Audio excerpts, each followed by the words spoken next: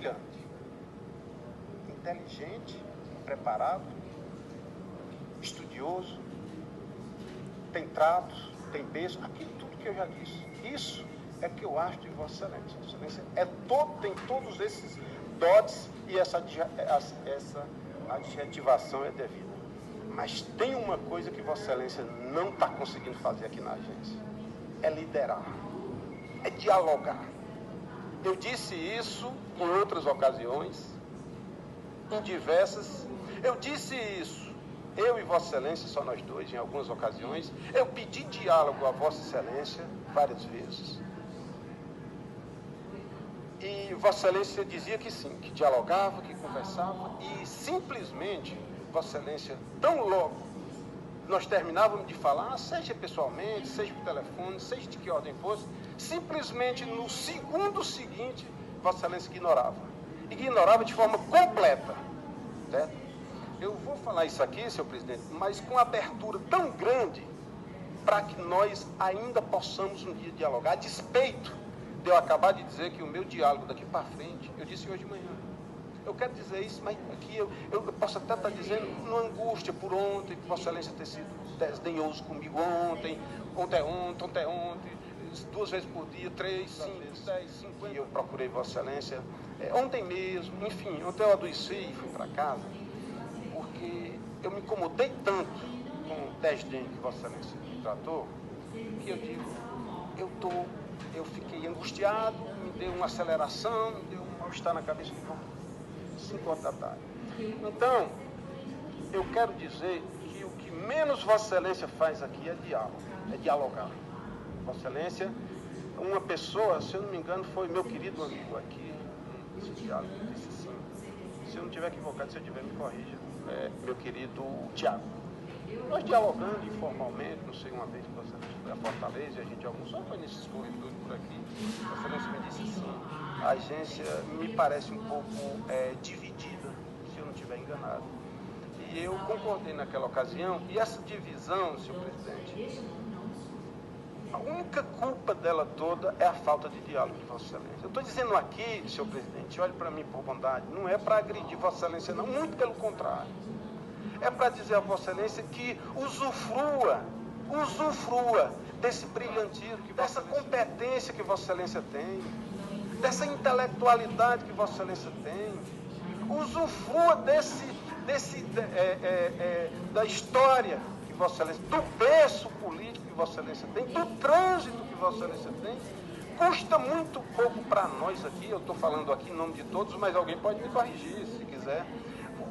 Dialogue minimamente para que nós possamos ter aproximação da unidade. Nós precisamos ter unanimidade aqui dentro, não, porque as ideias, de fato, elas são fruto da democracia, é fruto de ideias diversas, divergentes, inclusive. Mas o conselheiro Aníbal, ele tem a indignação na reta final da saída, e aí eu digo uma coisa a Vossa Excelência, Vossa Excelência devia, e aí eu não sou arauto nem mensageiro de recomendação boa, mas eu estou fazendo isso e sugiro a Vossa Excelência que o faça também, principalmente como líder maior da condução desses trabalhos. Não há hierarquia entre nós, mas há competências próprias de Vossa Excelência, de conduzir a casa, de deliberar sobre determinadas matérias, e a principal delas talvez não esteja inserida em regulamento nenhum, que é a competência de conduzir bem esse ambiente aqui. Vossa Excelência não tem crítica que eu faço pela 10ª vez ou mais do que isso, mas no propósito de construir. No propósito de dizer, amanhã, presidente, nós estamos abertos a dialogar. Hoje, presidente, depois de sair daqui, talvez não, sabe por quê? Porque eu ainda estou magoado, eu ainda estou triste com os coices, desculpa a expressão, que Vossa Excelência tem me dado aqui na agência de forma graciosa, de forma gratuita. E talvez Vossa Excelência tenha, não se lembre, Vossa Excelência faz um gesto assim de olhar como se não se lembrasse disso. Talvez Vossa Excelência trate de forma tão desdenhosa, que é pior ainda, que sequer se lembra que bate, que sequer se lembra que agride. Essa é pior, doutor Firmeza. É quando eu agrido Vossa Excelência, que eu olho para Vossa Excelência e digo, eu agredi doutor Firmeza, eu lembro que agredi.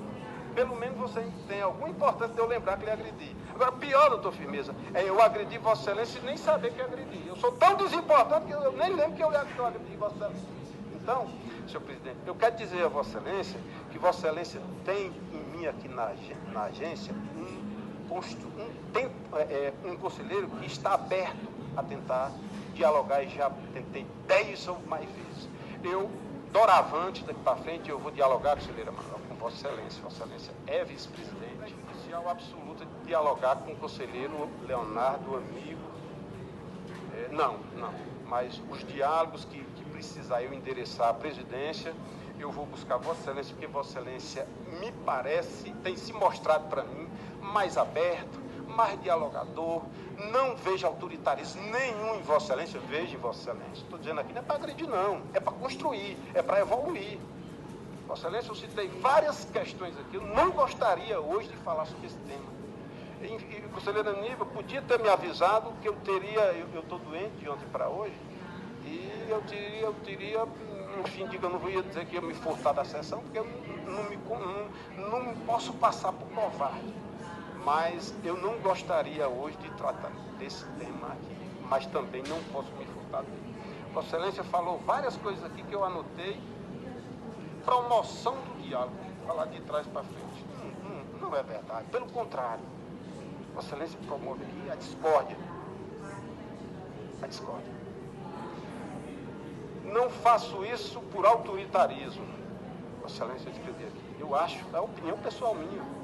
Vossa Excelência faz, Vossa Excelência não consegue uma coisa também, Vossa Excelência não podia ter esse brilho todo. De ser jovem, de ser competente, de ser um grande intelectual, de ter berço, de ter trânsito, de ter todos os dotes, tinha que ter um defeito. Vossa Excelência não é absoluto, como eu não sou. Enquanto Vossa Excelência só tem um, eu tenho 100. Então, meu presidente, diálogo se constrói não dessa forma, não com agressividade. Notei que Vossa Excelência disse isso aqui. E não é isso que eu estou vendo dos 6 meses que eu estou aqui, 7 meses que eu estou. No início que era desnecessária a colocação do conselheiro Aníbal. Olha, dessa forma aí, é um gesto que é desnecessário dessa forma aí. Nesse ponto, Vossa Excelência fez a mesma coisa comigo na sessão anterior, que na hora da aprovação da ata, eu vou relatar esse ponto. Não como uma forma de revanchismo, mas como uma forma, já que se começou a lavar essa roupa aqui, vamos terminar para em outras sessões a gente não falar sobre esses temas, para que a gente esgote esse tema. E sempre no propósito, o que eu vou repetir aqui sempre, eu estou à disposição para dialogar. Esse diálogo precisa ser construído, mas precisa ter abertura. Então, se não haver abertura, isso vai ficar um pouco difícil. Eu queria, o conselheiro Moisés pediu a palavra, e ele bem sabe que quando solicitou alterações no calendário, eu fiz. Se não pude fazer o gesto a Vossa Excelência agora, é porque não posso, por outras razões. E se não posso fazer algum gesto sobre troca de funções na agência, para Vossa Excelência, não é por maldade, não é por autoritarismo que não quero trocar uma outra superintendência. É simplesmente porque eu não acho que estamos mais nesse momento no Brasil. As dificuldades existem na vida para serem resolvidas. E para que isso aconteça, a gente tem que trabalhar com serenidade. Eu acredito, com relação ao que o conselheiro Aníbal e o conselheiro Vicente falaram aqui sobre o TCU, eu tenho certeza que a equipe técnica dessa agência, bem como a PFE e todo o conselho diretor, com sua assessoria, terá maturidade suficiente para resolver essa questão com muita paciência, tranquilidade. Acredito que isso será sanado. Em relação a divergências, na vida pública, isso é uma coisa natural. Eu posso falar isso com muita propriedade, porque eu já passei por várias situações, tanto na administração pública como na parte política, e como já dizia o nosso ilustre, já falecido Ulisses Guimarães, política é a arte de engolir sapos. Então, a gente aprende na vida com as dificuldades também. Eu tenho certeza que, aliás, no colegiado, vivencia muito mais. É muito natural isso.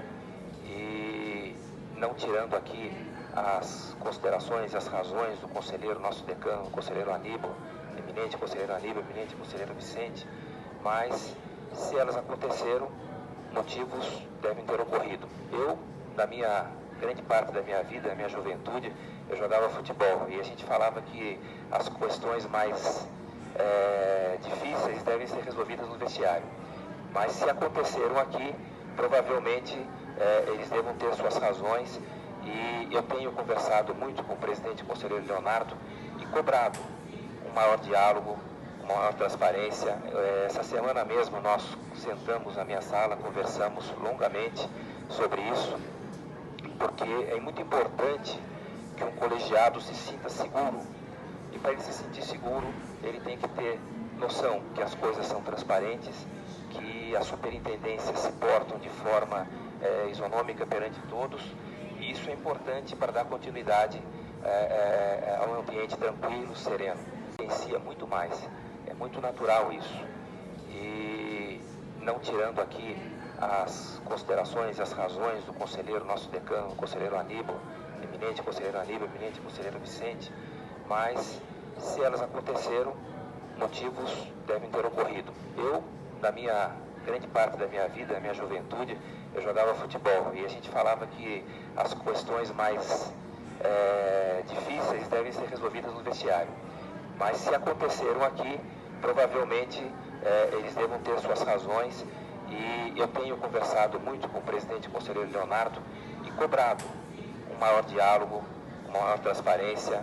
Essa semana mesmo nós sentamos na minha sala, conversamos longamente sobre isso, porque é muito importante que um colegiado se sinta seguro.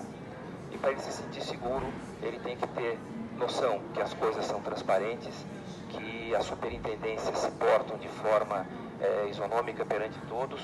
E isso é importante para dar continuidade a um ambiente tranquilo, sereno. E todas as críticas que chegam é um sinal de as pessoas inteligentes são as pessoas humildes. E a humildade faz com que nós possamos assimilar as críticas e corrigi-las adiante. Eu tenho certeza que este momento que passamos por hoje não ocorrerá mais e que as coisas melhorem. E eu solicito ao senhor presidente que a gente reforce o diálogo. Gostaria de começar a reunião. O conselheiro Emanuel solicitou a palavra. Pois Foi o único que não falou. Surpreendentemente.